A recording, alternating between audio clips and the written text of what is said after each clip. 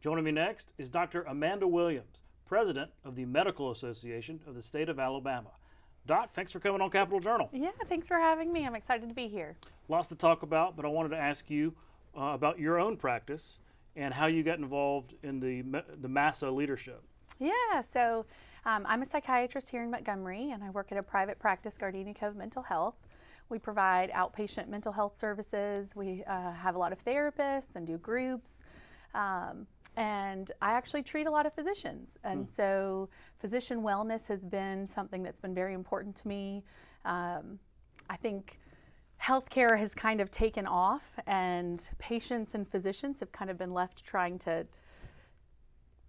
play the game, even though a lot of medicine has become very corporate. And so it's really important for me to get involved to figure out how can we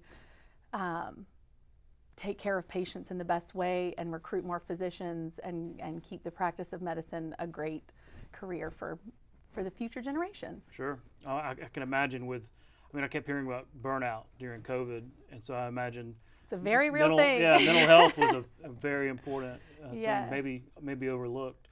Well, y'all have just launched this initiative looking at prior authorizations and some of the trouble that causes.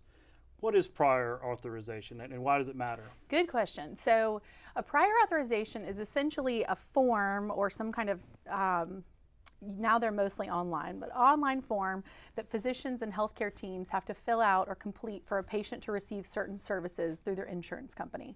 So it can be for anything from a medication, a diagnostic test like a lab or an imaging study, particular treatments. So certain treatments require prior authorizations, surgeries, it can be an outpatient treatment.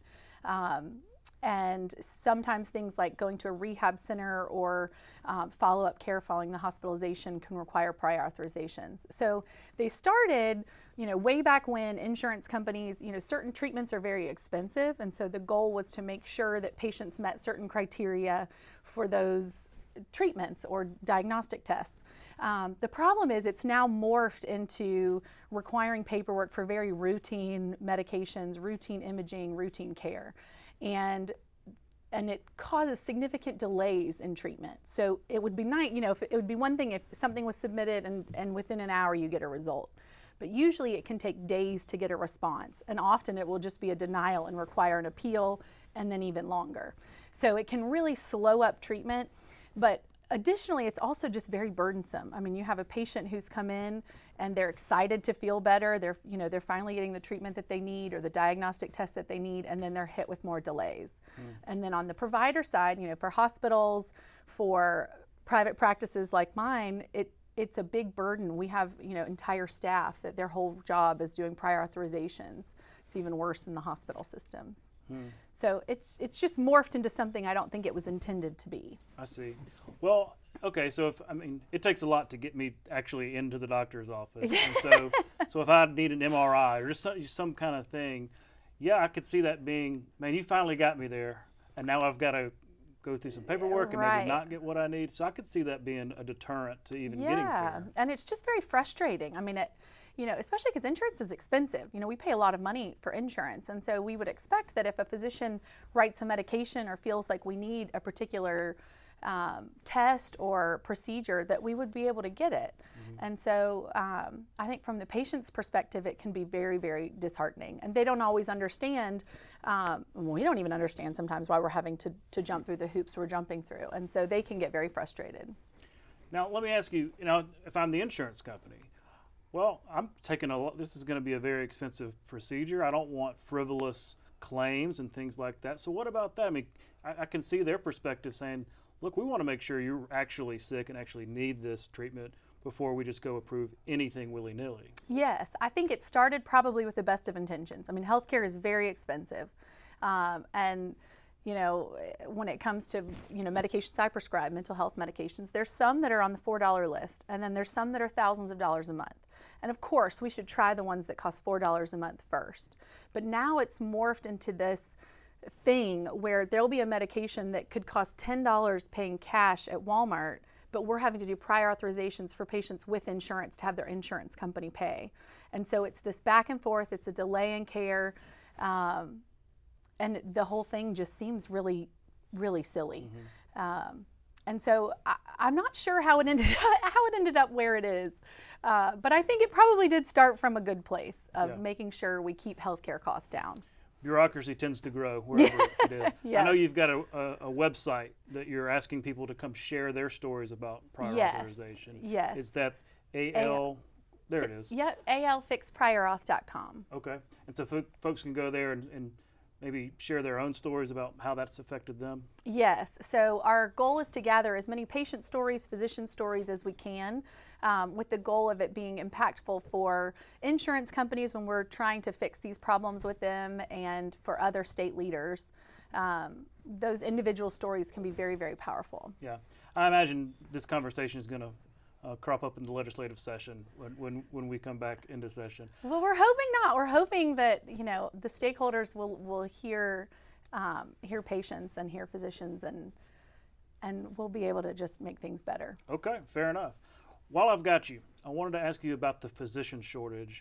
I've had several of your colleagues on the show over the years, really the last 3 years this has been going on, and I know that there's been initiatives and proposals put out there. Where are we? How are we doing in terms of the physician shortage, and what do we need to do better? Well, we are trying really hard in every way we can think of. So we passed legislation last year with a workforce bill that would improve ways for physicians to stay in Alabama, and ideally get more physicians to Alabama. This is actually one of the things that came out of our workforce survey is, what are some of the hurdles that physicians are facing? What are reasons that they're wanting to leave the practice of medicine? What are some of the reasons they're reducing their clinical hours? And so we're trying in a lot of different ways. I think Alabama on a whole, luckily we've increased our medical schools here, so we're creating more young physicians. One of the things that I think we need to continue to work on is how do we keep them here with residency programs. There's caps on residencies, so for physicians you have to first go through medical school, which is 4 years, and then do a residency, which is anywhere from 3 to 7 years, and then sometimes a fellowship. And so ideally these young physicians we're training here, which takes a lot of effort and money and resources, will have residency spots where they can then stay. So that's something that we're working on as well. I think honestly reimbursement rates in Alabama are hard to compete with reimbursement rates in Tennessee and in Georgia. So when we're trying to recruit physicians from other states. This is Medicaid reimbursement? Kind of across the board. Okay. For Medicare, Medicare are standard rates, but Alabama has a lower rate than other states. Some of our larger payers here, the rates just kind of are what they are. I think sometimes people don't understand that in healthcare, physicians and hospitals, they're just paid what the insurance companies say they'll pay.